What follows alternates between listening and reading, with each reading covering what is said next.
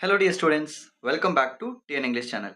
நம்ம சேனலோடைய சப்ஸ்கிரைபர்ஸ் அதாவது last year 10th standard complete பண்ண ஸ்டூடெண்ட்ஸ் இப்போ ஹையர் செகண்டரியில் இருக்காங்க. அவங்களில் சில பேர் வந்து ஏன் சார் நீங்கள் 10th ஸ்டாண்டர்டுக்கு வீடியோஸ் மேக் பண்ணுற மாதிரி 11th அண்ட் 12th மேக் பண்ணால் எங்களுக்கு யூஸ்ஃபுல்லாக இருக்குமே அப்படின்னு சொல்லி ரெக்வஸ்ட் பண்ணியிருந்தாங்க.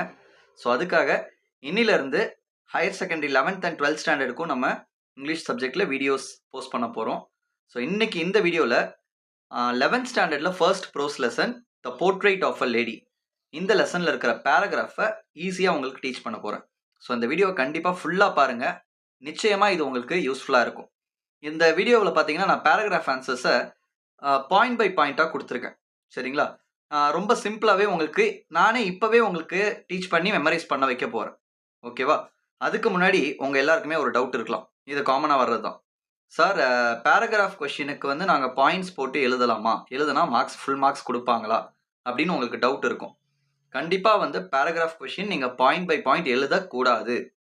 சரி, அப்போ ஏன் நான் பாயிண்ட் பை பாயிண்ட் கொடுத்துருக்கேன் அப்படின்னா, இது ஜஸ்ட் உங்களுக்கு டீச் பண்ணுறதுக்காக தான். நீங்கள் வந்து லேர்ன் பண்ணுறத ரொம்ப சிம்பிளாக லேர்ன் பண்ணணும் அப்படின்றதுக்காக பாயிண்ட் பை பாயிண்ட்டாக கொடுத்துருக்கேன். பட் நீங்கள் எழுதக்குள்ள இதை வந்து நீங்கள் எப்படி எழுதலாம் அப்படின்னா, இது எல்லாத்தையுமே ஜாயின் பண்ணி பேராகிராஃபாக எழுதலாம். சரிங்களா? இதில் நான் கொடுத்துருக்க பாயிண்ட்ஸை வந்து நீங்கள் படிச்சிங்க எழுதுனீங்கன்னா ஒரு பேராகிராஃபாக எழுதக்குள்ள கண்டிப்பாக இது வந்து ஒரு 1 to 1.5 pages கண்டிப்பாக வரும். சரிங்களா? அதை எப்படி எழுதணும், அந்த பேராகிராஃப் எப்படி எழுதலாம் அப்படின்றத நான் வீடியோவோட எண்டில் கொடுக்குறேன். இப்போ நாம் இந்த பேராகிராஃபை பார்க்கலாம். நான் ஈஸியாக உங்களுக்கு டீச் பண்ணுறேன். சரி பாருங்க. கொஷின் பாருங்க. The grandmother played a vital role in author's formative years elucidate, இல்லாட்டி இங்கே வந்து எக்ஸ்பிளைன் அப்படின்னு சொல்லி வரும். சரிங்களா? ஸோ இந்த கொஷினை ஃபஸ்ட்டு புரிஞ்சுக்கணும். என்ன கேட்டிருக்காங்க, கிராண்ட் மதர், இந்த போர்ட்ரேட் ஆஃப் அ லேடி இந்த லெசனில் வர கிராண்ட் மதரோடைய கேரக்டர் எந்த அளவுக்கு ஆத்தரோடைய ஃபார்மேட்டிவ் இயர்ஸ், அதாவது அவரோட சின்ன வயசில் எந்த அளவுக்கு அவங்க வந்து இம்பார்ட்டன்ட் ரோல் ப்ளே பண்ணாங்க அவர் லைஃப்பில், அவங்க கிராண்ட் மதர் அவருக்கு எவ்வளோ இம்பார்ட்டன்ட் அப்படின்றத கேட்டிருக்காங்க. ஸோ இதை நம்ம எக்ஸ்பிளைன் பண்ணோம்னா ஃபஸ்ட்டு அந்த ஸ்டோரியை வந்து நம்ம சீக்வன்ஸாக எழுத கற்றுக்கணும். சரிங்களா? ஃபஸ்ட்டு பாருங்க. இப்போ first point, the story the portrait of a lady written by Khushwant Singh beautifully describes the strong bond between the author and his grandmother. First பேராகிராஃப்ல வந்து ஸ்டார்டிங்ல என்ன சொல்லிடணும், அந்த பேராகிராஃப் எதை பத்தி அப்படின்னு சொல்லி ஒரு ஹிண்ட் கொடுத்துடணும். சரிங்களா? அப்ப பாத்தீங்கன்னா the story of the portrait of a lady written by Khushwant Singh. First இதை படிச்சுக்கோங்க. The story portrait of lady written by Khushwant Singh beautifully describes, எதை டிஸ்கிரைப் பண்ணுது, the strong bond between the author and his grandmother, அந்த ஆத்தருக்கும் grand மதருக்கும் இருக்கிற அந்த பாண்டிங்கை வந்து அது வந்து எக்ஸ்பிரஸ் பண்ணுது இந்த ஸ்டோரி அப்படின்றது தான் ஃபர்ஸ்ட் பாயிண்ட். செகண்ட் பாயிண்ட் பாருங்க. The grandmother took care of the author from his childhood. அப்போ அந்த கிராண்ட் மதர் என்ன பண்றாங்க, ஆத்தரை வந்து அவரோட சைல்ட்ஹுட்ல இருந்து பார்த்துக்கிறாங்க. சின்ன வயசுல இருந்து அவங்க தான் கேர் பண்ணிக்கிறாங்க. அவங்க பேரண்ட்ஸ் கூட அவர் இருக்க மாட்டாரு. ஏர்லியர் ஸ்டேஜஸ்ல வந்து பார்த்தீங்கன்னா அவங்க கிராண்ட் மதர் கூட தான் இருப்பார். அப்போ அவங்க கிராண்ட் மதர் அவரை நல்லா பார்த்துக்கிறாங்க. அடுத்தது பாருங்க. She used to wake him up, dress him and take him to school every day. பாருங்க, 3 பாயிண்ட் அழகா வந்துச்சு பாருங்க. First point, the story the portrait of lady written by Khushwant Singh. அடுத்தது beautifully describes, எதை டிஸ்கிரைப் பண்ணுது, the strong bond between the author and his grandmother. அடுத்த point, the grandmother took care of the author from his childhood, சைல்ட்ஹுட்ல இருந்தே பாத்துக்கிறாரு. Second point முடிஞ்சது. மூணாவது point, she used to wake him up, dress him and take him to school every day. 3 point ஈஸியாக படிச்சுக்கலாம். 3 point. Next fourth point பாருங்க. she spent her time praying and reading scriptures while he studied. அவங்க grand mother என்ன பண்ணாங்க அப்படின்னா எப்பயுமே வந்து prayer பண்ணுவாங்க. அதுக்கப்புறம் ரீடிங் ஸ்கிரிப்சர்ஸ்னா ஹோலி புக்ஸ். அப்போ இந்த மகாபாரதா, ராமாயணா இதெல்லாம் படிப்பாங்க. ஓகேவா? அவர் வந்து ஸ்கூலுக்கு போய் அங்கே படிக்கக்குள்ள இவங்க இதை படிச்சுக்கிட்டு இருப்பாங்க. she was also kind hearted as she fed the dogs in the village daily. அவங்க வந்து ரொம்ப கைண்ட் ஹார்ட்டடாக இருந்தாங்க. எப்படி கைண்ட் ஹார்ட்டடாக இருந்தாங்க அப்படின்னா டாக்ஸுக்கு, அந்த வில்லேஜில் இருக்கிற டாக்ஸ்க்கு வந்து டெய்லி ஃபீட் பண்ணுவாங்க அப்படின்னு சொல்லி கொடுத்துருக்காங்க. நெக்ஸ்ட் பாருங்க. After a few years the author and his grandmother moved to the city to live with the author's parents. கொஞ்ச நாள் கழிச்சு என்ன ஆகுது அப்படின்னு சொல்லி பார்த்தீங்கன்னா அவங்க ஆத்தரும் அவங்களோட கிராண்ட் மதரும் என்ன பண்ணுறாங்க, அவங்க பேரண்ட்ஸ் கூடயே வந்து போயிடுறாங்க. யாரோட பேரண்ட்ஸ், ஆத்தரோடைய பேரண்ட்ஸ். ஏன்னா அவங்க வந்து ஆத்தரோட பேரண்ட்ஸ் வந்து ஏர்ன் பண்ணுறதுக்காக வேற சிட்டிக்கு போயிருந்தாங்க. இப்போ வந்து என்ன ஆயிடுச்சு, அங்கே அவங்க செட்டில் ஆகிட்டதால இவங்கள கூப்பிட்டு போயிடுறாங்க அங்கேயே. அப்போ ஆத்தரை வந்து என்ன பண்றாங்கன்னா, the author was admitted into an English school. ஓகேவா? ஒரு இங்கிலீஷ் ஸ்கூல்ல வந்து நம்ம ஆத்தரை வந்து அவங்க சேர்த்து விட்டுறாங்க. இப்போ அதுக்கப்புறம் என்ன ஆச்சு? This was not liked by his grandmother. அவங்க கிராண்ட் மதருக்கு இது பிடிக்கல. இப்போ அந்த சீக்வென்ஸா பாயிண்ட்ஸ பாருங்க. ஃபர்ஸ்ட் வந்து story portrait of the lady Khushwant Singh எழுதியிருக்காரு. பியூட்டிஃபுல்லி டிஸ்கிரைப் எதை டிஸ்கிரைப் பண்ணுது? Strong bond between the author and his grandmother. First point முடிஞ்சுது. ரெண்டாவது, grandmother took care of the author from his childhood. சின்ன வயசுல இருந்து அவங்க தான் பாத்துக்கிட்டாங்க. ரெண்டாவது பாயிண்ட் முடிஞ்சுது. மூணாவது, அவங்க என்னென்ன எப்படி பாத்துக்கிறாங்க? She use to wake him, dress him, take him to school everyday. இதெல்லாம் பண்றாங்க. சரி, ஸ்கூலுக்கு கூட்டு போனதுக்கு அப்புறம் என்ன பண்றாங்க? அங்க வந்து அவங்களோட டைம் எப்படி ஸ்பெண்ட் பண்றாங்கன்னா, she spend her time praying and reading scriptures.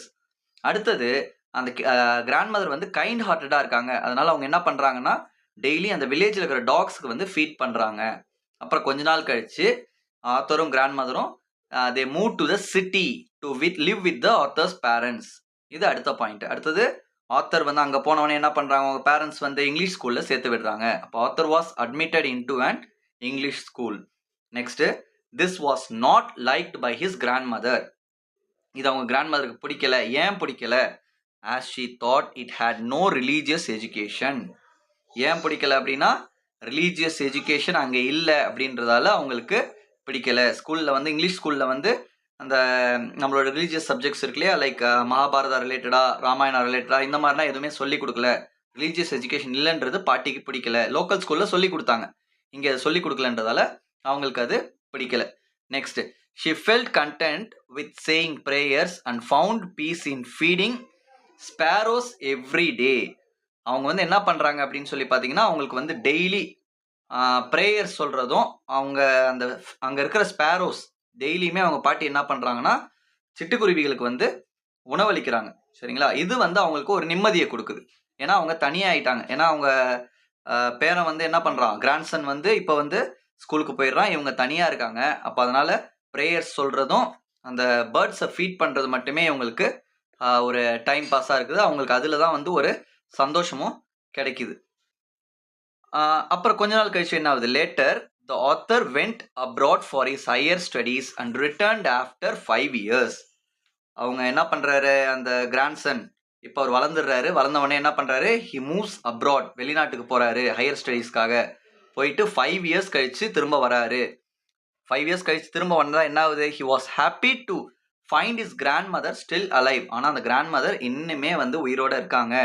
அவர் வந்து போக்குள்ள நினைச்சிட்டு போவாரு, அவங்க எப்படி நான் இதுதான் பாக்குறது கடைசியா இருக்கும் எங்க பாட்டியை நினைச்சிட்டு போவாரு. ஆனா அவர் 5 years கழிச்சு திரும்ப வந்தாலும் அவங்க இன்னுமே உயிரோட இருக்காங்கன்றது இவருக்கு சந்தோஷமா இருக்கும். ஆனா but after a few days after his arrival, இன்னும் கொஞ்ச நாள், அவர் திரும்பி வந்த கொஞ்ச நாள்ல என்ன ஆகுது? his grandmother fell ill and she told everyone that she will not survive anymore. அப்போ அவங்க வந்து என்ன பண்றாங்க? திடீர்னு அந்த கிராண்ட் மதருக்கு சிக் ஆயிடுறாங்க. சிக் ஆனவொடனே அவங்க இந்த வாட்டி என்ன சொல்றாங்க? நான் இனிமே உயிரோட இருக்க மாட்டேன், ரொம்ப நாளைக்கு நான் பிழைக்க மாட்டேன் அப்படின்னு சொல்லி அவங்களுக்கு வந்து அவங்க ஹெல்த்தை பத்தி அவங்களுக்கே ஒரு டிஸ்பிலீஃப் வந்துடுது. அதுக்கப்புறம் என்ன பண்றாங்க? she spent her last hours in prayer and she passed away peacefully. அவங்க வந்து அவங்களுடைய லாஸ்ட் டேஸ் என்ன பண்றாங்க அப்படின்னு பாத்தீங்கன்னா, பிரேயர்ஸ்ல ஸ்பெண்ட் பண்றாங்க. அவங்களோட டைமை வந்து எதுல ஸ்பெண்ட் பண்றாங்க? பிரேயர்ஸ்ல ஸ்பெண்ட் பண்றாங்க. பிரேயர்ஸ்ல ஸ்பெண்ட் பண்ணிட்டு அவங்க வந்து பீஸ்ஃபுல்லா கடைசியில என்ன ஆகுறாங்க? இறந்துடுறாங்க. சரிங்களா? The most touching moment was when thousands of sparrows gathered in silence mourning for her death. இதுல ரொம்ப டச்சிங்கான விஷயம் என்ன அப்படின்னு சொல்லி பாத்தீங்கன்னா, ஸ்பேரோஸ் எல்லாமே அவங்க ஃபீட் பண்ணாங்களே டெய்லி, அந்த ஸ்பேரோஸ் எல்லாமே they gathered in silence, அமைதியா கூடி அந்த சிர்பிங் ஆஃப் த பேர்ட்ஸ் வந்து இல்ல, சத்தமே போடாம கூச்சலிடாம அமைதியா அவங்களோட டெத்துக்காக மோன் பண்ணுது அப்படின்னு சொல்லி கொடுத்துருந்தாங்க. Next, this story teaches us about love, respect and importance of elders in our lives and also how time and modern education can create distance in our relationships. இது வந்து கடைசி பாயிண்ட், அது கன்க்ளூஷன் மாதிரி. இந்த ஸ்டோரி நமக்கு என்ன சொல்ல வருது அப்படின்னா, love, respect and importance of elders, எல்டர்ஸோட இம்பார்ட்டன்ஸ் எவ்வளோ முக்கியம் நம்ம லைஃப்ல அப்படின்னு சொல்றாங்க. அது மட்டும் இல்லாம எப்படி வந்து டைம் அண்ட் மாடர்ன் எஜுகேஷன் வந்து நம்மள என்ன வாக்கிடுது, நம்மளோட உறவுகளை விட்டு விலக்கி வைக்குது அப்படின்றத இதுல சொல்றாங்க. ஸோ இந்த பாயிண்ட்ஸ் எல்லாம் நீங்க படிச்சாலே போதும். ஈஸியா சிம்பிள் வேர்ட்ஸ்ல கொடுத்துருக்கேன் நான். இந்த சிம்பிள் பாயிண்ட்ஸை நீங்க படிச்சு மெமரைஸ் பண்ணிட்டு இதை நீங்க பேராகிராஃபா எழுதுனா கண்டிப்பா உங்களால ஃபுல் மார்க்ஸ் வந்து 5 மார்க்ஸ் எடுக்க முடியும். சரி, இப்போ இத எப்படி பேராகிராஃபா எழுதுறது? இப்ப நான் சொல்றேன் பாருங்க. இப்ப பார்த்தீங்கன்னா, உங்களுக்கு ஸ்க்ரீன்ல நான் அத அப்படியே பேராகிராஃப வந்து குடுத்துருக்கேன் பாருங்க. அந்த பாயிண்ட்ஸ் எல்லாத்தையுமே ஜாயின் பண்ணி பேராகிராஃபா உங்களுக்கு குடுத்துருக்கேன். ஸோ இந்த பேராகிராஃப் இந்த மாதிரி நீங்க எழுதலாம். இந்த பேராகிராஃப் வந்து நான் வந்து 3 பார்ட்ஸா பிரிச்சிருக்கேன். நீங்க இதே மாதிரி 3 பார்ட்ஸா பிரிச்சு ஒரு பேராகிராஃபா எழுதுனீங்க அப்படின்னா, கண்டிப்பா வந்து உங்களால ஃபுல் மார்க்ஸ் ஸ்கோர் பண்ண முடியும். இதுல இன்னொரு டவுட் வரலாம் ஸ்டூடண்ட்ஸ்க்கு. என்னன்னா, சைட் ஹெட்டிங் போட்டு எழுதலாமா? சப் ஹெட்டிங் போட்டு எழுதுனா மார்க் வந்து பூஸ்ட் ஆகுமா? அப்படின்னு சொல்லி கேட்குறீங்க. Not necessary. பிகாஸ் எஸ்ஸேவா இருந்தா தான் நீங்க வந்து சப் ஹெட்டிங்ஸ் போட்டு எழுதணும். இது வந்து எஸ்ஸே கிடையாது. சரிங்களா? This is a paragraph answer for 5 marks. அப்ப நீங்க என்ன பண்ணலாம்? இந்த மாரி பேராகிராஃபா வந்து ஒரு 1 ஆர் 1 1/2 பேஜஸ் நீங்க without grammatical errors, with correct spellings and good hand writing நீங்க எழுதுனீங்கனாலே கண்டிப்பா 5 மார்க்ஸ் உங்களுக்கு கிடைச்சிரும். ஸோ அதுக்காக மட்டும் பிராக்டிஸ் பண்ணுங்க. ஓகே. இந்த வீடியோ உங்களுக்கு யூஸ்ஃபுல்லா இருந்ததுன்னா, கண்டிப்பா வந்து கமெண்ட்ல சொல்லுங்க. அப்பதான் நான் வந்து லைக் குடுத்துருங்க. அப்பதான் நான் வந்து அடுத்தடுத்த வீடியோஸ் வந்து கண்டிப்பா உங்களுக்கு போடுறதுக்கான எனக்கு ஒரு மோட்டிவேஷனல் ஃபோர்ஸா அது இருக்கும். சரிங்களா? ஓகே. நெக்ஸ்ட் வீடியோல பார்க்கலாம். பாய்.